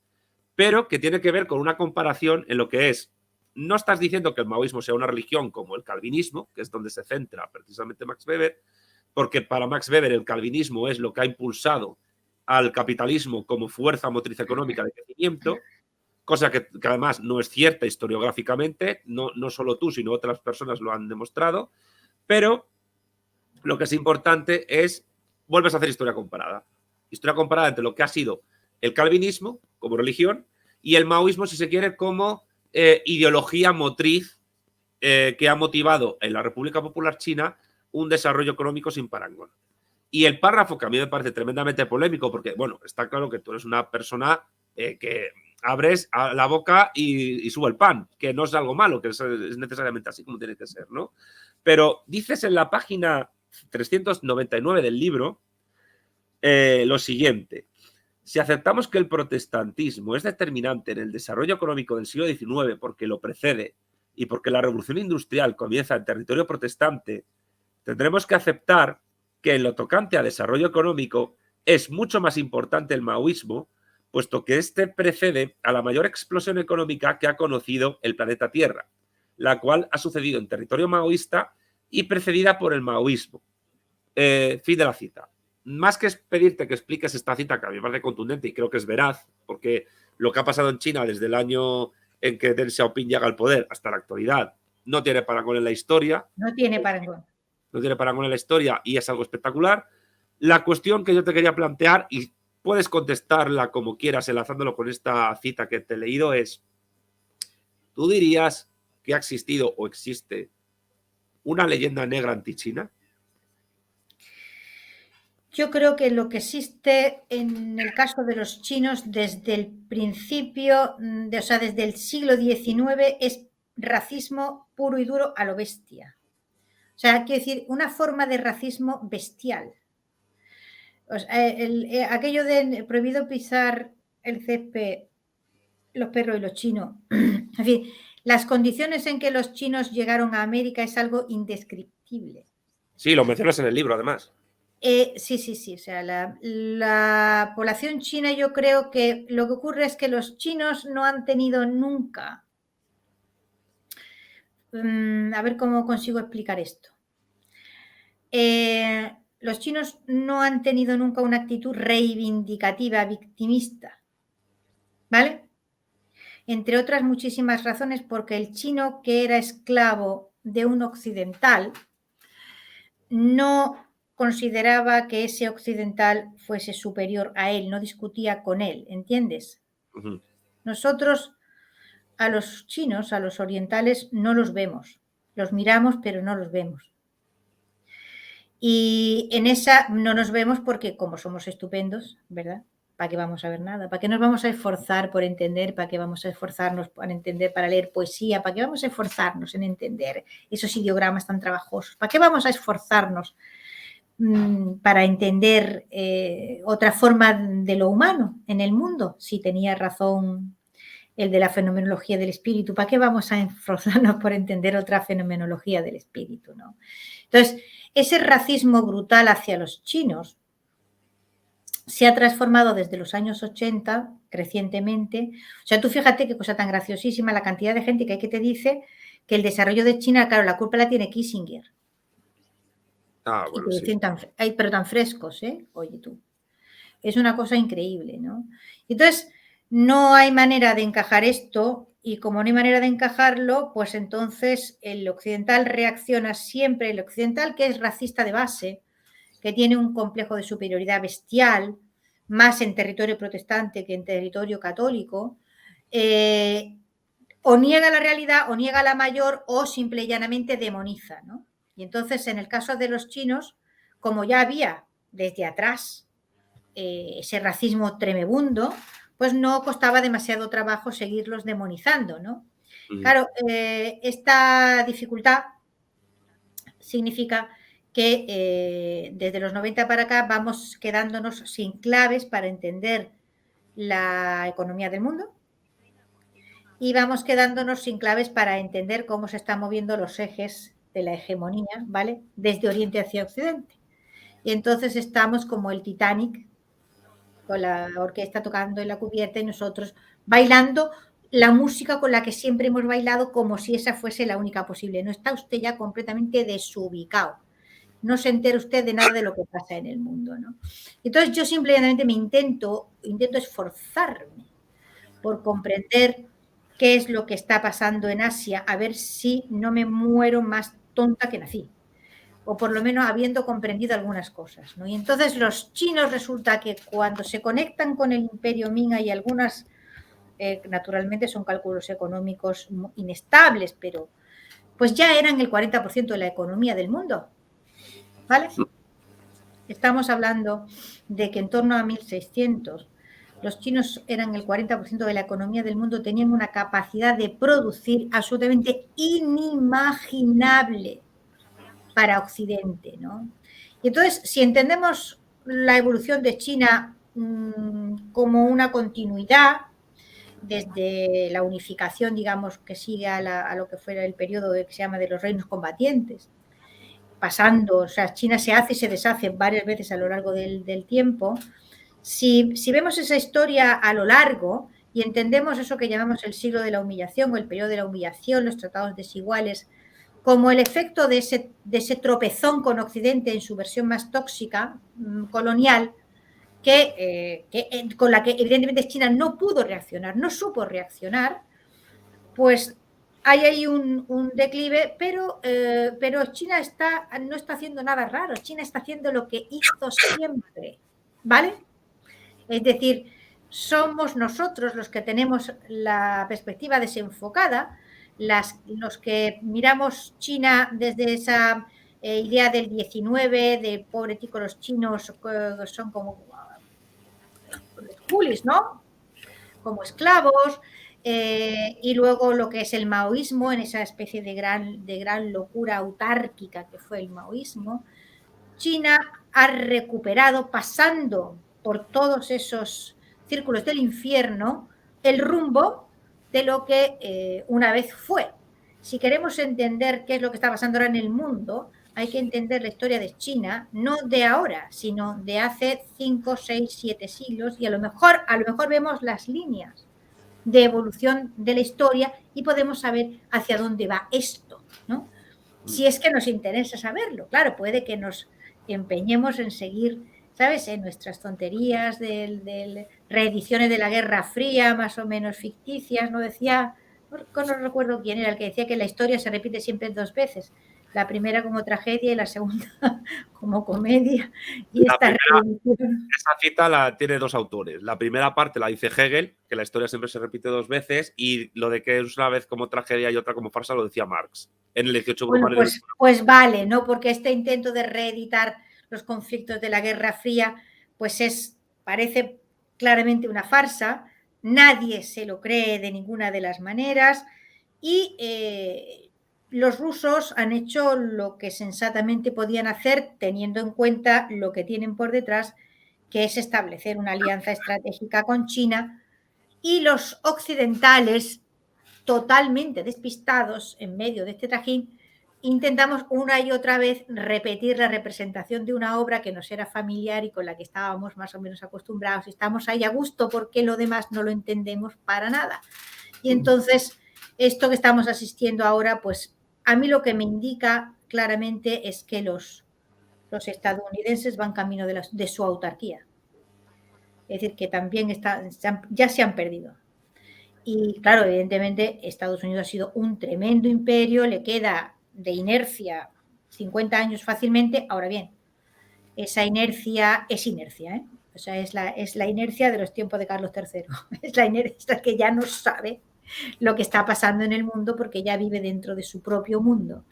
Y entonces está reeditando una y otra vez los tics que le son familiares y donde se siente a gusto, y el periodo más a gusto de los Estados Unidos de hegemonía mundial ha sido indiscutiblemente la Guerra Fría.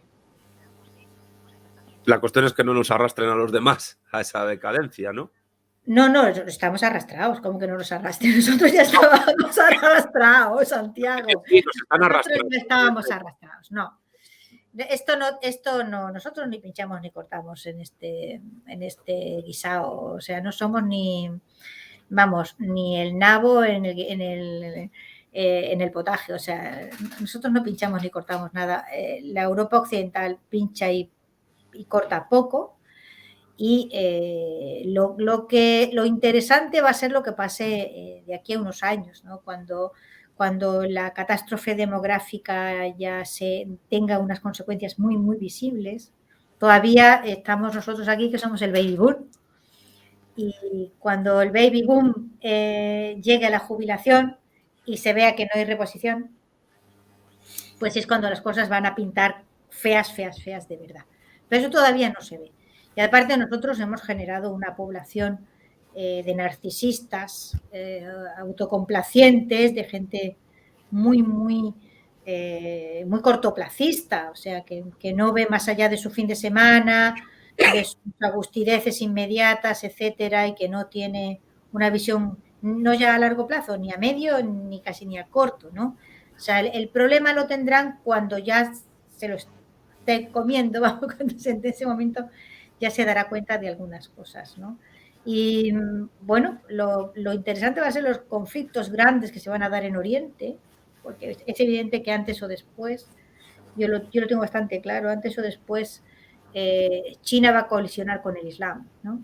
Y ese va a ser el gran conflicto de la segunda mitad del siglo XXI.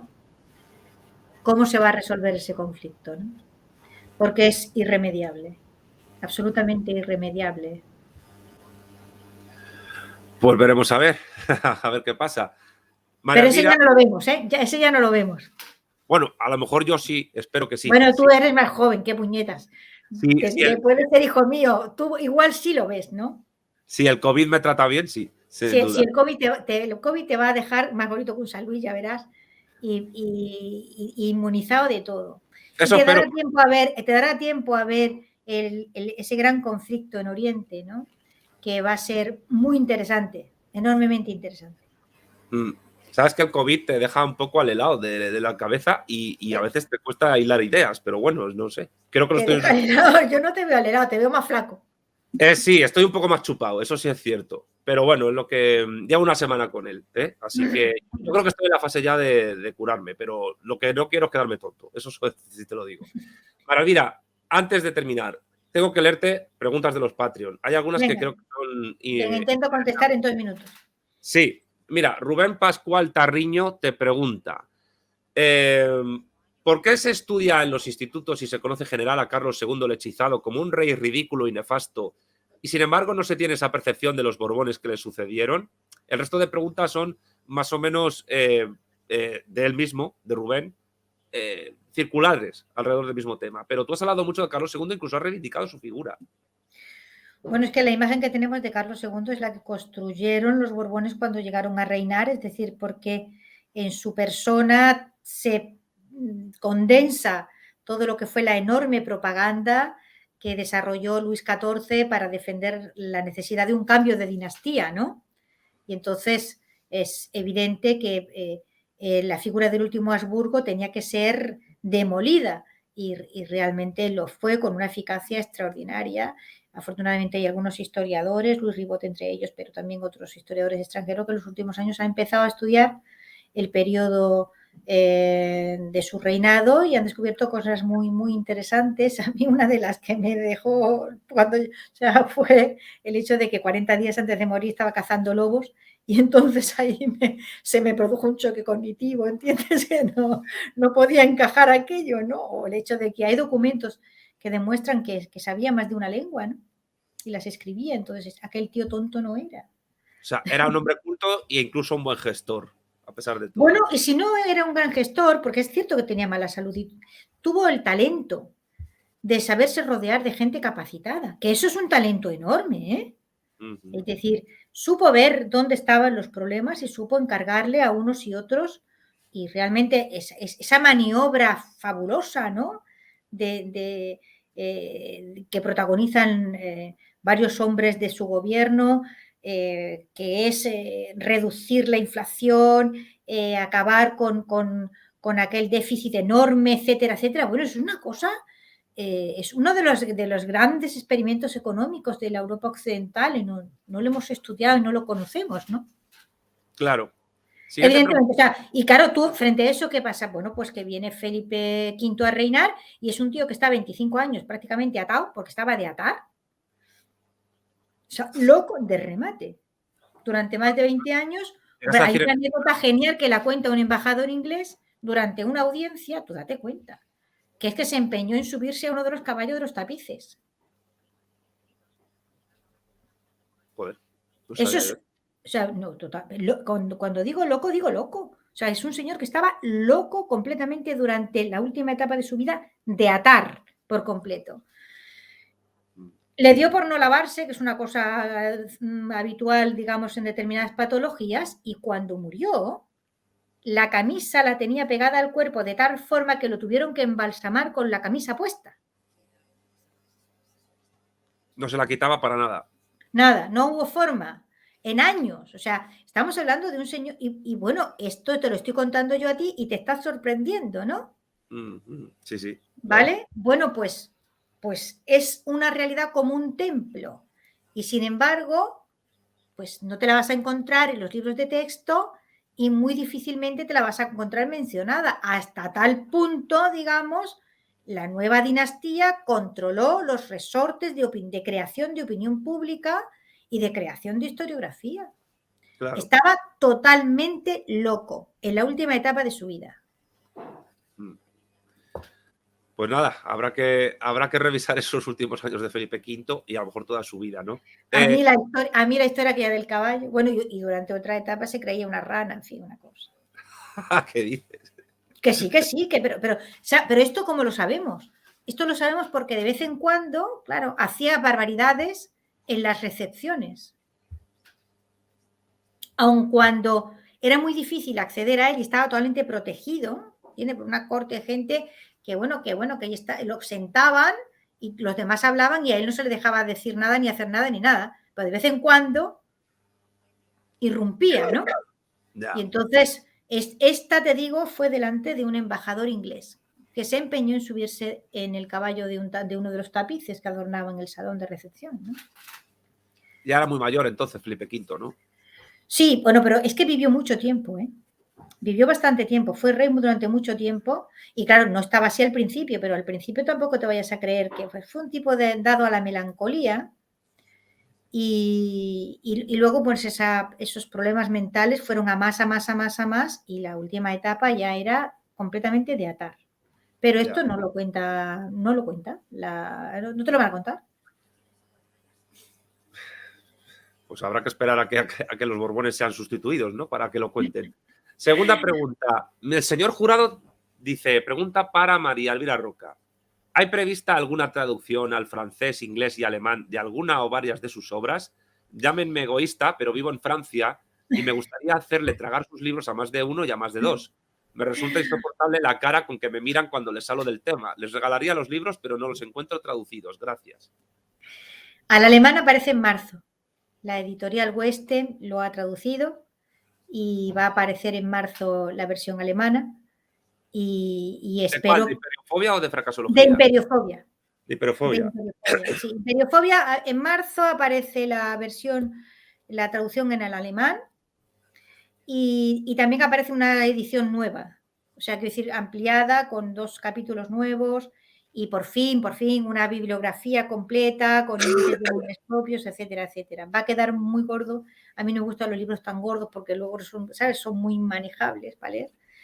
Pero bueno, hacía falta, el libro lo necesitaba desde el principio, tener una bibliografía al final en condiciones hecha.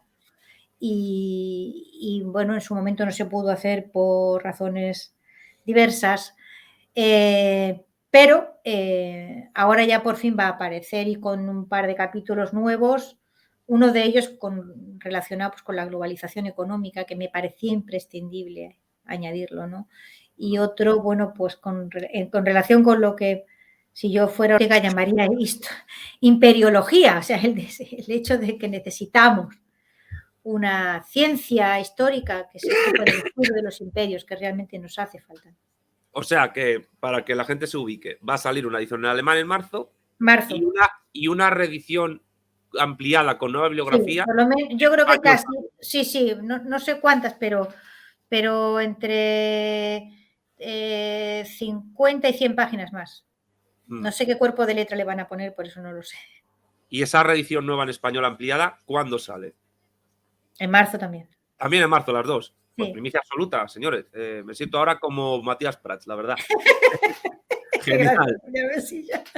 Bueno, mira, y la última pregunta. Juan Carr te pregunta, ¿a qué atribuye el éxito de sus libros? Políticamente. Esta pregunta me parece muy buena porque es muy simple, pero da para mucha tela. A ver, políticamente, ¿es suficiente el éxito de los libros que están saliendo sobre estos temas?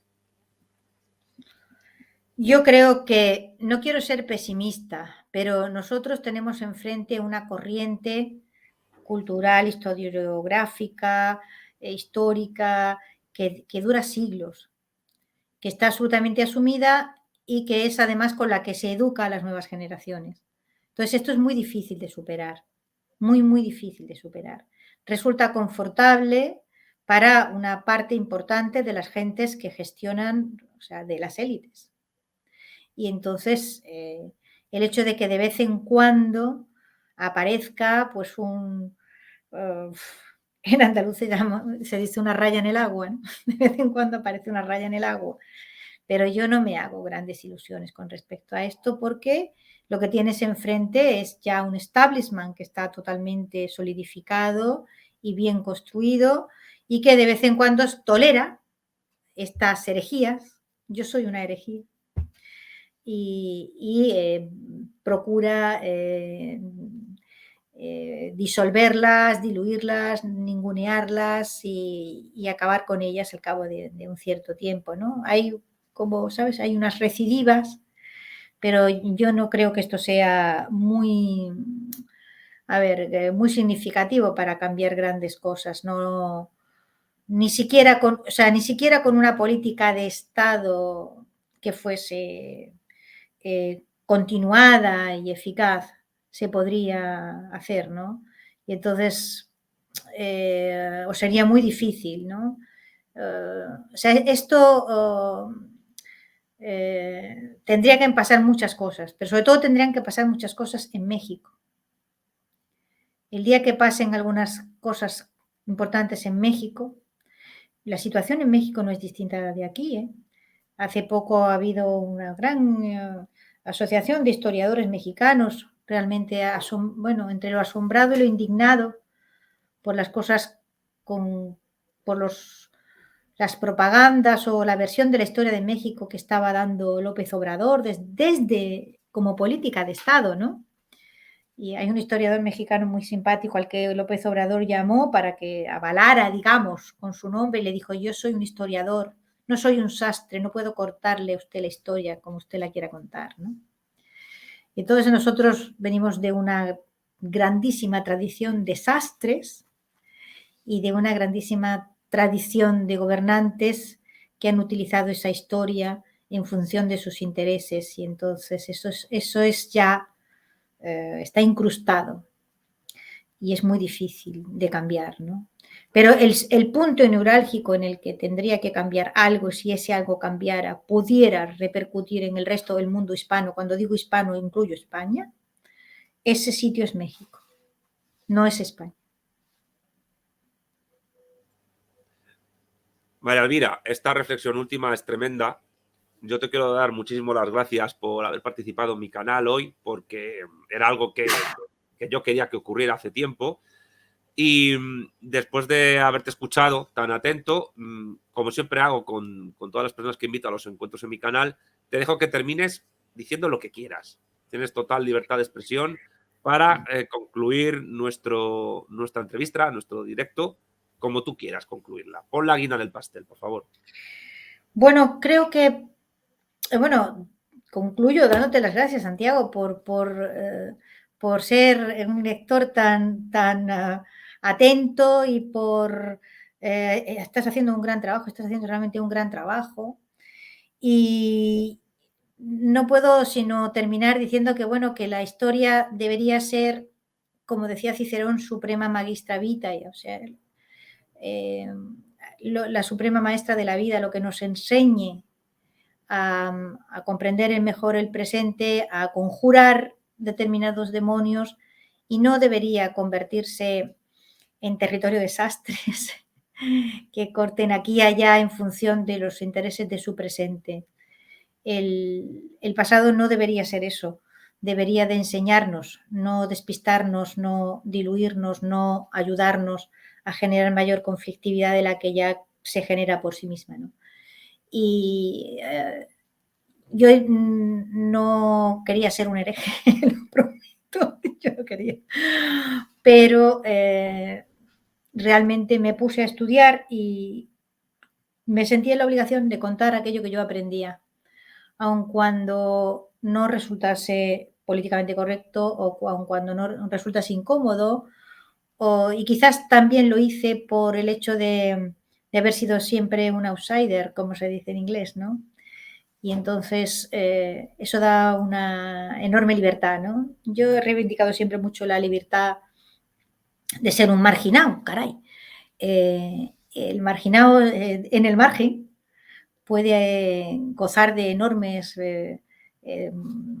predios de libertad personal, ¿no?